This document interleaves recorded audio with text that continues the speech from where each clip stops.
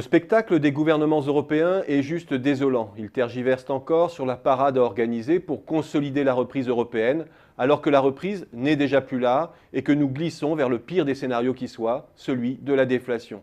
Ils pinaillent sur l'application de règles inadaptées quand l'ensemble des États membres auraient dû depuis longtemps se mettre en ordre de marche pour éradiquer le poison qui les mine et dont les dégâts se font sentir bien au-delà des frontières européennes. L'histoire risque de juger sévèrement cette période où toute l'énergie de nos gouvernants se consume dans la négociation de petits trocs dérisoires, le confort de quelques professions réglementées contre la clémence allemande sur le budget français. En parallèle, le pompeux New Deal européen et les centaines de milliards affichés pour montrer que l'on agit avec vigueur ne doivent pas faire illusion. 100 milliards par an sur 3 ans, soit 0,8% du PIB européen, l'impulsion paraît significative.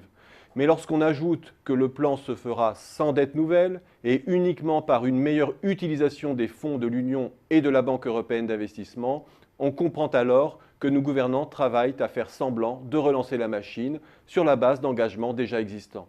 Et même si la BEI devait lever des fonds supplémentaires, on ne voit pas comment elle pourrait faire bondir ses prêts aujourd'hui de 75 milliards d'euros de plus de 15 ou 20 milliards supplémentaires.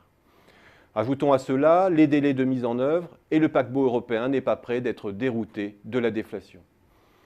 Nos gouvernants ont-ils bien pris la mesure du risque si le syndrome japonais s'étendait à l'Europe entière? Comme je l'ai indiqué récemment, après 5 ans de croissance nominale zéro, notre déficit dépasserait 10% du PIB, notre dette 135%. Même le déficit allemand replongerait à moins 7%. Autrement dit, 5 ans de purge s'envoleraient en fumée, nous conduisant à une situation pire que celle que nous voulions combattre. Du chômage massif, du sous-investissement chronique, des faillites en masse, et seule consolation dans ce scénario noir, une épargne surabondante au rendement positif pour mettre à l'abri les vieux rentiers européens. Nos gouvernants tirent aujourd'hui orgueil d'avoir été prompts à endiguer la crise financière à rechute de 2008. Une réécriture bien contestable de l'histoire lorsqu'on la met en regard de ce qui s'est passé dans les pays anglo-saxons. Il y aurait surtout beaucoup à redire sur l'ardeur des pays à refuser une annulation partielle des dettes pour sauvegarder les banques, limiter leurs besoins de recapitalisation et protéger ainsi l'intérêt des retraités allemands.